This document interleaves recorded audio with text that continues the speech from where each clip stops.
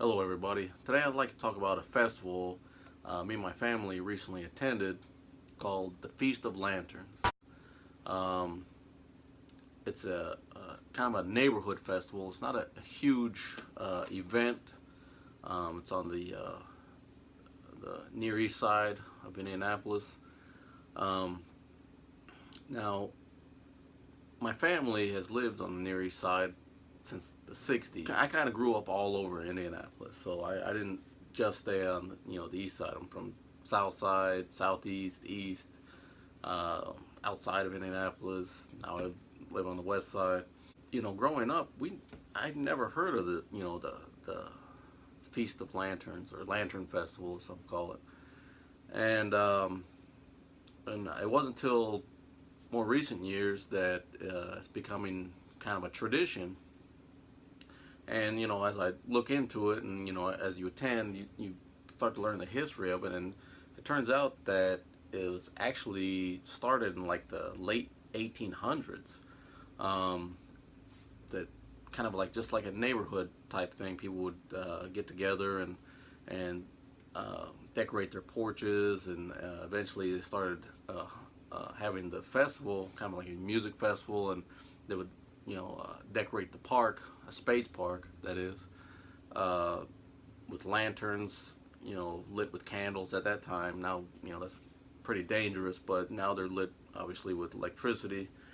And it's also a cool thing that if anybody's familiar with the old gangster days, John Dillinger is from Indiana, and he's no stranger to Indianapolis. Obviously, this was the big city back then. I guess still is for Indiana. And it said that one of his members of his gang lived in the area around Spades Park, and whether it's true or not, it said that Dillinger and some of his gang have been seen in the gazebo there in Spades Park, hanging out and planning their next move, their next caper, if you will. And so that's kind of cool. I mean, obviously they weren't maybe the biggest role models, but it's a part of history. And if you're into that kind of thing, it's cool to be able to go there and say, Dillinger and his gang might have been right here, at some point, walking around these grounds, hanging out, and who knows, even maybe checked out a lantern festival or two. Well, the lantern festival started in the 1800s, late 1800s, and I guess died out sometime around 1940s for whatever reason, and hasn't popped back up until early 2000s.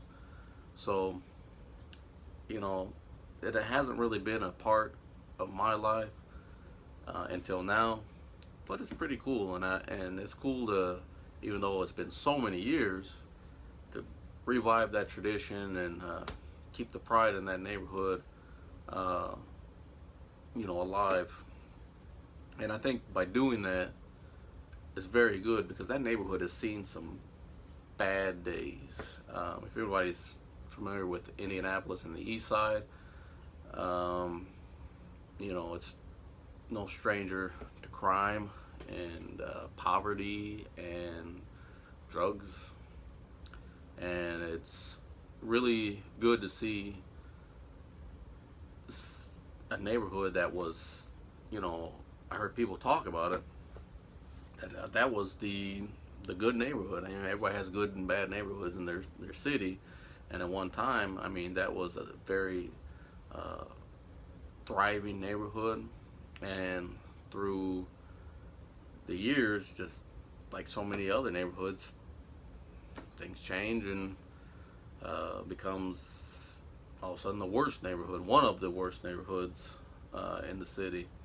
And it's really cool to see people starting to invest in the neighborhood.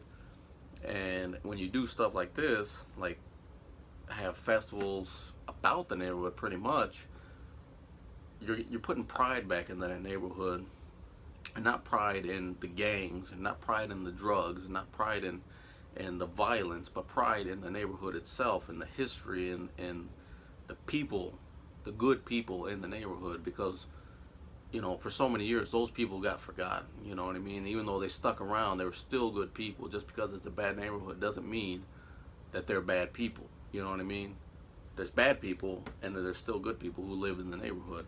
In my family, for instance. So, it's good to kind of showcase the good people in the neighborhood, and by that, I think it gives people pride in the neighborhood, and will help to strengthen, the neighborhood by showing each other, hey, I'm here too. We stuck around, or even the new people who are investing in the neighborhood and who are showing new pride, the new neighbors. Saying, hey, I'm here too. I may be a new guy, new woman, but I'm showing pride, and I'm not a drug dealer, and I'm not, a criminal. We're all here. Let's keep this neighborhood strong, happy, safe for our children, and that's the way it should be. And I think this festival is really good for that reason, to show pride in people being good people.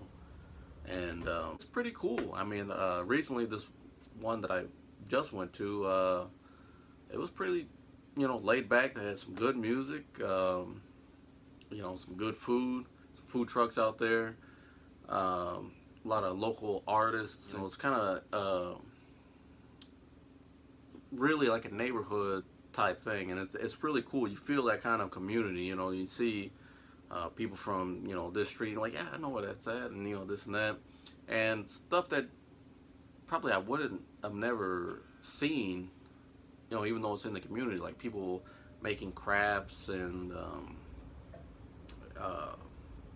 all kind of paintings, and artists, and all kind of things that get to come out and actually show their stuff out, and I would have never known that they were on the east side. As well as breweries, which I am no stranger to. And there's also there's two local breweries there. I believe it was Flat 12 and Center Point, which big fan of. Also, there was a meadery there. I can't really at this time remember the name of the meadery. I might flash it up here if I look it up. But and a whole line of food trucks. It was really cool. So I kind of wanted to just kind of showcase that festival, because I don't think it, it's a neighborhood thing. So even in Indianapolis, it's not getting a lot of publicity. Not a lot of people know about it other than neighborhoods. So I just kind of went down there. Didn't really intend to film anything or to make a documentary, whatever, blog, whatever. So it was kind of spur of the moment, and I was down there hanging out, having a good time. I was like, man, this is really cool. I should record a little something. So this is what I got. So check it out, enjoy, and if you're on the east side, check it out next year. I believe it was late August when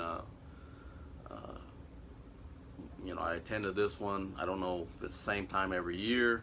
Most likely it is, but this year was really cool. Nice and dry, great weather, ton of great people out there. No hassles, no problems, good music, good food, good beer. What more can you ask for? You're with your family, you're hanging out. That's what it's about. And I think that's why the people started having it, just to enjoy everything the neighborhood had to offer, and the neighborhood itself. So go ahead and check this out, and maybe I'll see you next time.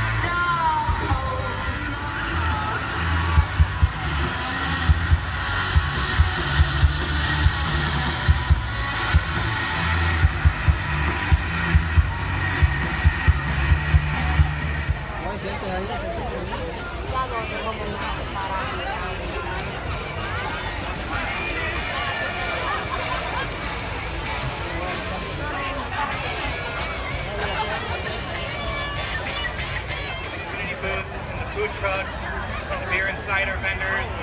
Give them your appreciation tonight. I want to take a moment to say one thing in particular. Under no circumstances are you supposed to be lighting anything on fire in the park tonight.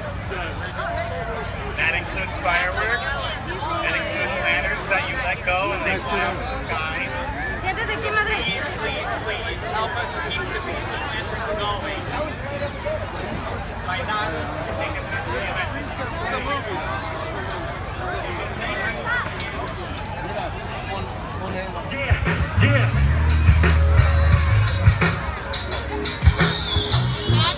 Look, I don't never dumb it down, I break it down in smaller pieces. It's easier to digest the reason for my thesis. The legion to doom, try to make us into buffoons when all we need is room to break up out of this cocoon. To whom much is given, y'all know the rest, man.